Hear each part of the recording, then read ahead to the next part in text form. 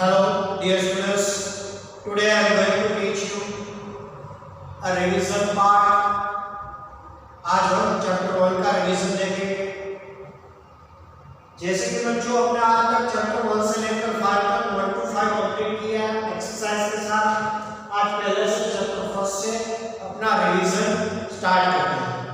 तो आप भी देखते रहिए, पॉइंट्स नोट डाउन करते रहिए, ठीक है। पिछली क्लास में रिवाइज होते रहे। चैप्टर 1 मूविंग कंप्यूटर जो आपके बुक पे पेज नंबर 1 से, जैसे कि आपके हमने हमारे कंप्यूटर का from the research and development, जब कंप्यूटर का रिसर्च एंड डेवलपमेंट हुआ, जब उसकी खोज हुई, तब से लेकर आज तक कंप्यूटर की हम उसकी हिस्ट्री, उसका यूसेज, उसका पर्पस, एडवांटेजेस, उसके टाइप्स, जनरेशन हमने इस चैप्टर में देखे। जैसे कि बच्चों यहाँ पर मूविंग कंप्यूटर में फर्स्ट हमने सबसे पहले जनरेशन ऑफ कंप्यूटर देखे। फर्स्ट से लेकर 5 तक अब तक कंप्यूटर के कौन से जनरेशन है। बेसिकली फर्स्ट जनरेशन 1945 से लेकर 1956 तक हमारे कंप्यूटर सिस्टम का फर्स्ट जनरेशन चला। फिर उसमें सबसे पहले वैक्यूम ट्यूब्स इस्तेमाल हो रही थी। क्या हो रहा था? Vacuum tubes. फिर सेकंड जनरेशन में 1956 से लेकर 1963 तक हमारा सेकंड जनरेशन चला, जिसमें ट्रांजिस्टर थे और यहाँ पर वैक्यूम उसके example ENIAC 1401, IBM 700 and CDC 160। फिर थर्ड जनरेशन में आगे बढ़े, जिसमें 1964 से लेकर 71 तक थर्ड जनरेशन ऑफ कंप्यूटर्स था, जिसमें IC टेक्नोलॉजी आई, इंटीग्रेटेड सर्किट्स। उसमें देखें तो सेमीकंडक्टर्स, सिलिकॉन का चिप इसमें हो रहा था, सिलिकॉन। उसके बाद सेमीकंडक्टर्स के बाद यहाँ पर IBM 360, ICL 1900 and VAX 750 are the example of third generation computers. उसके आगे बढ़ते हुए फोर्थ जनरेशन में पहुंचे, जहां 1971 से लेकर आज तक प्रेजेंट तक ये बात चल रही है। यहाँ पर main technology micro processor that use VLSI, very large scale integration, VLSI technology, main technology micro processor. इसके बाद फिफ्थ जनरेशन प्रेजेंट, आज के जमाने में भी और आगे भी present and beyond fifth generation computers, जिसमें AI technology, artificial intelligence, AI robots, AI technologies are there.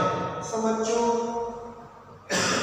First generation में vacuum tubes, second generation transistor, third generation integrated circuits, semiconductors, fourth generation में micro processor which use very large scale integration, VLSI technology.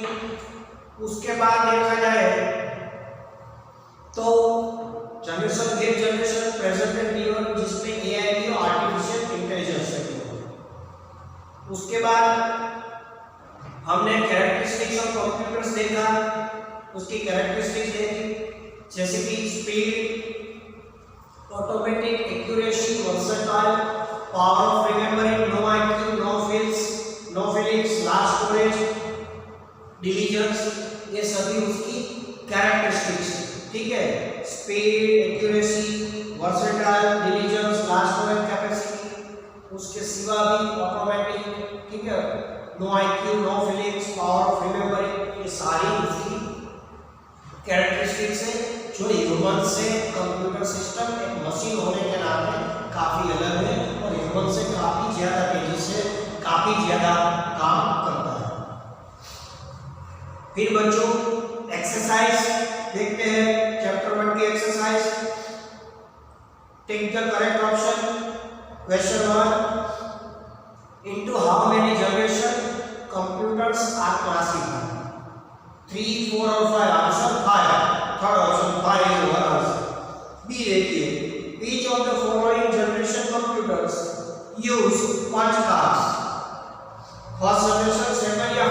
Second generation में punch card technology use हो रही है। फिर which of the following, सी देखिए, which of the following generation computers use AI technique, कौन सा generation में? फिफ्थ जनरेशन में artificial intelligence technology. First option fifth generation, second option third generation and third option is fourth generation. So answer is first option fifth generation. इसके बाद D देखिए, which of the following technologies has made revolution in the history of computers? First option ICs, integrated circuits, second option microprocessor, third option vacuum tubes. So answer is second option microprocessor. E देखिए, what is the full form of IC? Full form of IC is integrated circuit. So option first option IC, integrated circuit is our answer. Second option integrated chip, third is integrated chip. So answer is integrated circuit. उसके बाद question 2, name the computer that belongs to the following generations. यहाँ पर जो generation है उसके नाम देने हैं टेक्नोलॉजी के। ए है फर्स्ट जनरेशन, इसमें क्या था? Vacuum tubes, very good. B second generation, तो उसके सामने क्या आएगा? ट्रांजिस्टर। फर्स्ट जनरेशन उसके सामने वैक्यूम ट्यूब्स, सेकंड जनरेशन उसके सामने ट्रांजिस्टर, थर्ड जनरेशन उसके सामने आईसीस, इंटीग्रेटेड सर्किट्स, और नंबर 4 फोर्थ जनरेशन उसके सामने माइक्रोप्रोसेसर। उसके बाद देखिए question 3, fill in the blanks.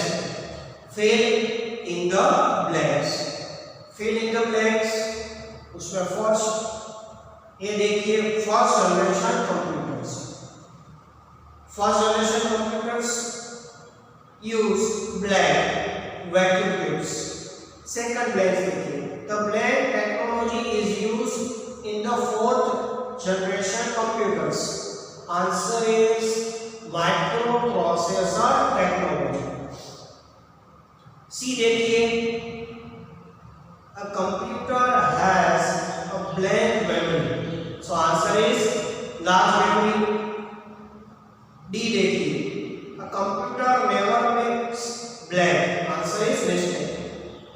E second generation computers use blank language, answer assembly language. First blank में देखिए आप वैक्यूम ट्यूब्स, सेकंड ब्लैंक में ट्रांजिस्टर, थर्ड ब्लैंक में इंटीग्रेटेड सर्किट्स, फर्स्ट ब्लैंक में वैक्यूम ट्यूब, सेकंड में microprocessor, third में large memory, D में mistake और ई में असेंबली। ठीक है बच्चों, ऐसे 5 ब्लैंक्स एक बार और रिपीट करते हैं। फर्स्ट ब्लैंक में वैक्यूम ट्यूब्स, सेकंड में माइक्रोप्रोसेसर, थर्ड में लार्ज मेमोरी, डी ब्लैंक्स में मिस्टेक और ई में आएगा असेंबली। तो इससे बात देखते हैं question 4, right D capital D if the statement is true, otherwise capital F statement is false. First देखिए, IBM 360 is an example of second generation computer. False, गलत है, F कर दीजिए। B third generation computer use vacuum tubes, सही है या गलत? False, F। C देखिए, fourth generation computers do not require cooling, सही है, बिल्कुल ट्रू, तो उसके सामने टी कर दीजिए। डी देखिए, third generation computers were based on high level language, D में ट्रू आएगा। ई देखिए, personal computers are the result of integrated circuit technology, बिल्कुल गलत है, तो एफ कर दीजिए। ऐसे बच्चों ट्रू फोर्स में पहले एफ, दूसरा भी फोर्थ एफ, थर्ड सही है तो ट्रू, फोर्थ भी सही है तो कैपिटल टी ट्रू, और ई गलत है तो कैपिटल एफ। उसके बाद क्वेश्चन 5 आंसर द क्वेश्चन, उसमें आप क्वेश्चन आंसर अपने बुक में ढूंढकर देख लिए होंगे। तो ऐसे बच्चों चैप्टर 1 पूरा होता है, तो चैप्टर 1 यहाँ रिवाइज कंप्लीट होता है।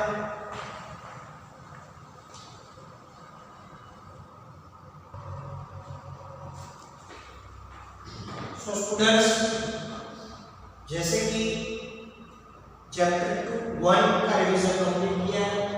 अब चैप्टर 2 का रिवीजन स्टार्ट करते हैं। चैप्टर 2 जिसका नाम है यूजिंग कंट्रोल पैनल इन विंडोज 7। कैसे आप विंडोज 7 में कंट्रोल पैनल का इस्तेमाल कर सकते हो। How control panel can be used in Windows 7 operating system. जैसे हमने बच्चों देखा था कंट्रोल यहाँ पर विंडोज 7 जो माइक्रोसॉफ्ट की ऑपरेटिंग सिस्टम है, GUI graphical user interface based operating system है, जिसमें कंट्रोल पैनल में हमने क्लॉक सेटिंग्स, क्लॉक के सेटिंग्स देखे, कैसे डेट एंड टाइम एडजस्ट कर सकते हैं, माउस का सेटिंग्स देखा, कैसे माउस के पॉइंटर ड्रैग एंड ड्रॉप को सेट आउट कर सकते हैं उसकी प्रॉपर्टी। फिर हमने रीजनल सेटिंग्स देखा। रीजनल सेटिंग्स में 3 things are important: clock, language and region. जो कंट्री में हो उस कंट्री की घड़ी क्लॉक, उसका रीजन और उसकी लैंग्वेज आप सेट कर सकते हो। फिर बच्चों ने यहाँ पर चैप्टर 2 में ये विंडोज 7 और कंट्रोल पैनल रिगार्डिंग सभी प्रॉपर्टीज, सेटिंग्स और ऑप्शन देखे। उसके बाद आता है उसकी एक्सरसाइज। क्वेश्चन नंबर देखते हैं। Tick the correct option. उसमें ये है each of the following option is not available in the control panel window. So first option hardware and sound, second option network and internet, third option system software. Control panel window में कौन available नहीं है? Answer third option system software. B देखिए, which option will you choose to change the regional settings of your computer? First option appearance and personalization, second option clock, language and region, third option programs. So answer B, second option clock, language and region is our answer. C देखिए, which of the following is not correct? First option, you can change the shape of the mouse pointer. B, you can change the function of the left and right mouse pointers. Third option, you cannot hide the mouse while you typing. So answer third option is our answer. D देखिए, which tab in the mouse pointer dialog box has options to change the way the mouse pointer works? First option button, second option pointer option, third pointer. So option B, second option pointer option is our answer. जैसे बच्चों A में हमने third option system software answer है, B में second option clock, language and region is our answer, C में third option you cannot hide the mouse while typing is our answer, और D में second option pointer option is our answer. आगे question 2 fill in the blanks लेते हैं। 5 blanks है, इसके answer fill कर रहे हैं। First, clock language settings include date, time and blank settings. उसमें लिखिए zone settings, zone Z-O-N. B, to change the mouse settings you need to click the blank option in the control panel window. So answer is hardware and sound. C देखिए, blank settings include